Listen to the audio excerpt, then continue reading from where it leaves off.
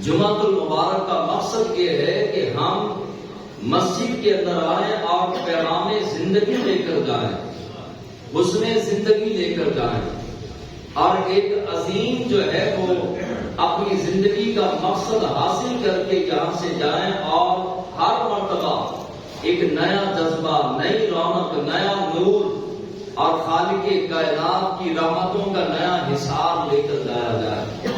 یہ مسجد کی تربیت گاہ ہے۔ خالق کائنات نے علماء کی ڈیوٹی لگائی ہے کہ ممبروں پر بیٹھ کر قوم کی تربیت کرو۔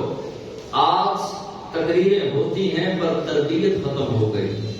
تقریر تو کی جاتی ہے اور لوگوں کی داد لی جاتی ہے، سبحان اللہ اور ماشاء اللہ اور نعرہ تکبیر کے جو ہے وہ نعرے بلند ہوتے ہیں، مگر تربیت علماء نے بھی چھوڑ دی۔ کیوں چھوڑ دی؟ اس لیے کیونکہ علماء کو پتا ہے کہ ایسی تقریریں عوام پسند نہیں کرتی جس تقریر میں اصلاح ہو، جس میں جو ہے وہ اصلاحی معاملات ہوں۔ ایسی تقریر عوام پسند کرنا چھوڑ گئی۔ اب تو جو ہے وہ نعروں والی تقریریں اور ایسی تقریریں جس میں من راضی ہو اور جو ہے وہ بندہ خوش ہو جائے، کیا بات ہے جناب، کمال کر دیا یہ تقریر کی۔ آج علماء نے ایسی تقریریں شروع کر دی، عوام نے بھی ایسی تقریریں جو ہے وہ پسند کرنا شروع کر دی۔ اصلاح کون کرے گا؟ کون سمجھائے گا؟ کون تربیت کرے گا؟ کون اندر کے اندھیروں کو ختم کر کے روشنیوں کے اندر بدلے گا؟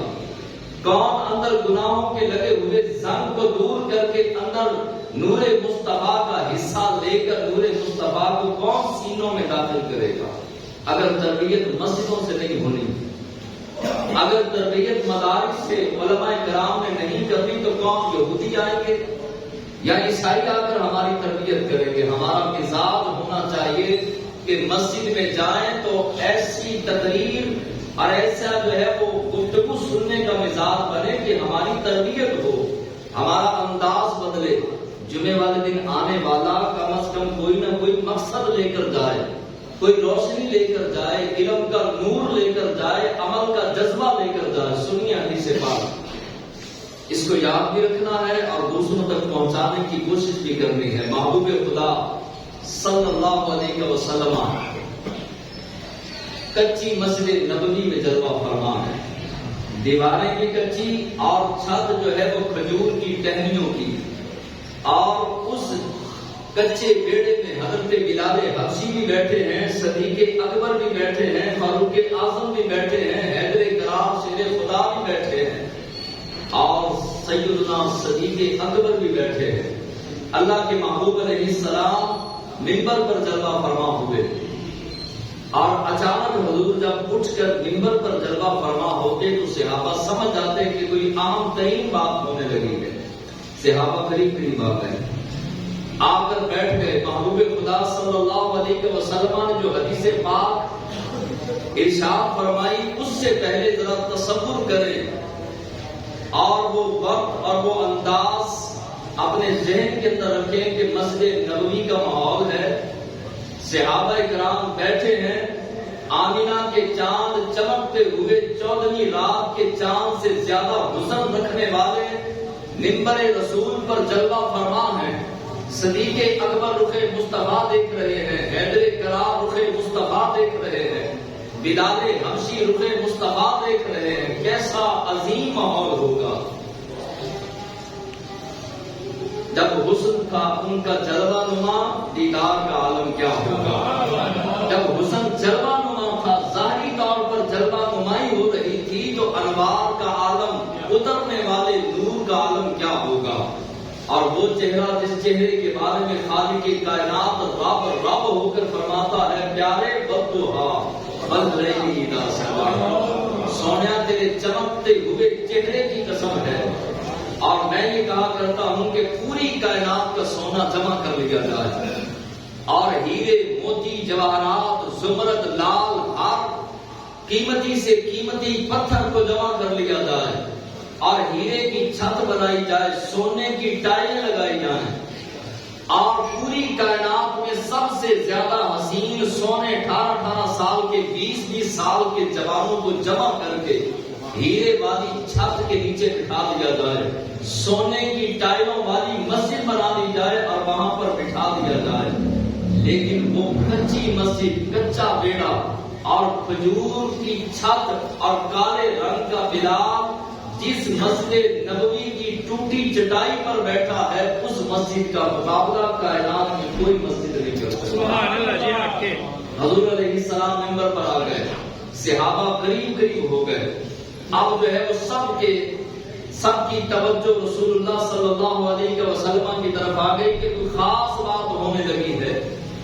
حضور کی تو ہر بات ہی خاص ہے، سبحان اللہ۔ اور اللہ کے حبیب علیہ السلام کے نکلنے والے جملے حضور کی زبان مبارکہ سے رب کا قرآن فرماتا ہے پیارے تو اس وقت تک نہیں بولتا جب تک تیرے رب کا حکم نہیں ہوتا۔ وما ينطق عن الهوى، محبوب تیرا بولنا تیرے رب کا بولنا ہے۔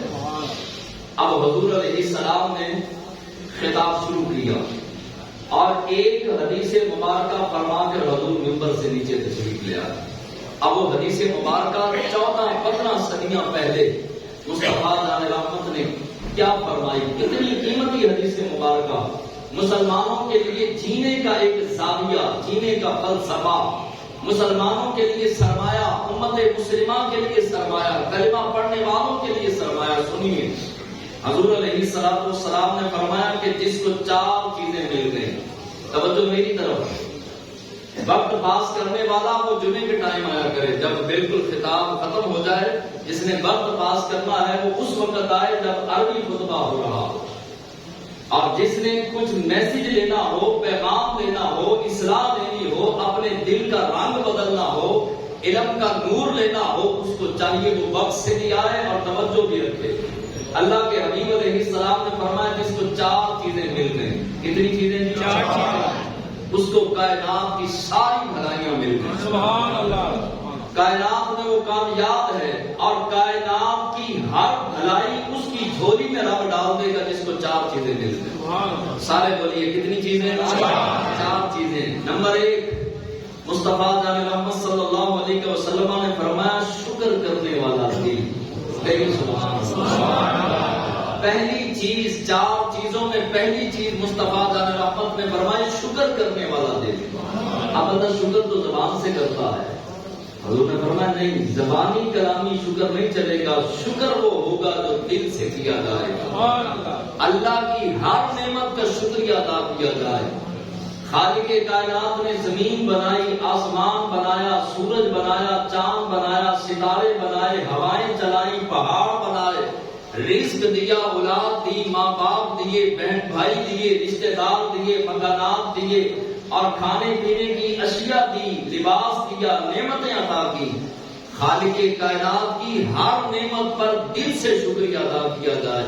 حضور فرماتے ہیں کہ وہ خوش نصیب ہے کائنات میں، اس کو کائنات کی ہر بھلائی مل گئی جس کو یہ 4 چیزیں، اور 4 چیزوں میں پہلی چیز شکر کرنے والا دل۔ آپ دیکھیں کہ ہمارے پاس وہ دل ہے۔ اور دوسری چیز حضور علیہ السلام نے فرمایا کہ ذکر کرنے والی زبان، اللہ کا ذکر کرنے والی زبان۔ اگر یہ ذکر کرنے والی، ذکر سے مراد اللہ کا قرآن بھی ہے، ذکر سے مراد نماز بھی ہے، ذکر سے مراد درود و سلام بھی ہے، اور ذکر سے مراد اللہ کی صداؤں کو بلند کرنا بھی ہے۔ ذکر کرنے والی زبان دوسری چیز، اور صبر کرنے والا جسم تیسری چیز۔ پریشانیوں پر صبر، گناہوں پر صبر، اور کوئی مصیبت آ جائے، تنگ دستی آ جائے، بے روزگاری آ جائے، گھریلو ناچاکیاں آ جائیں، دیگر معاملات آ جائیں، تو صبر کرنے والا جسم ہر کسی کے پاس نہیں ہوتا۔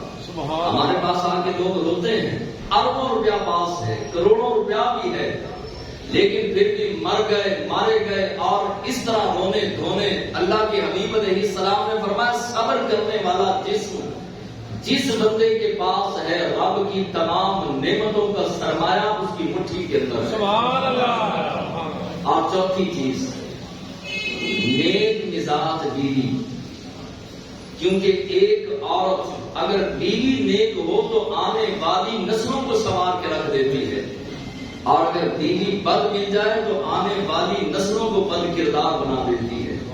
ایک عورت حکیم لقمان کہا کرتے تھے کہ اگر تم چاہتے ہو کہ تمہاری نسلیں سنور جائیں، تمہاری نسلیں نیک بن جائیں، پرہیزگار بن جائیں، متقی بن جائیں، تو اپنے جیون ساتھی کا چناؤ کرنے لگو تو دین کی بنیاد پر کرنا اور نیک بیوی کا چناؤ کرنا.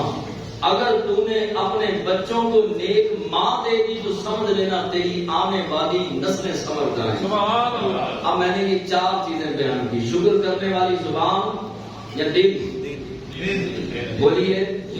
شکر کرنے والا دل. دوسری کون سی چیز تھی؟ ذکر کرنے والی زبان. اور تیسری چیز صبر کرنے والا جسم. اور چوتھی نیک بیوی. یہ 4 چیزیں آپ کے اور میرے نبی، سارے نبیوں کے نبی، کل کائنات کے نبی، ہر جہان کے نبی، ہر مخلوق کے نبی، کائنات کے ذرے ذرے کے نبی صلی اللہ علیہ وسلم نے فرمایا جس کو یہ 4 چیزیں مل گئی ہر شے مل گئی. ہم گفتگو کریں گے شکر پر اور اصلاح کے معاملات میں کہ ہم کہاں پہ کھڑے ہیں اور ہمارا انداز زندگی کیا ہے.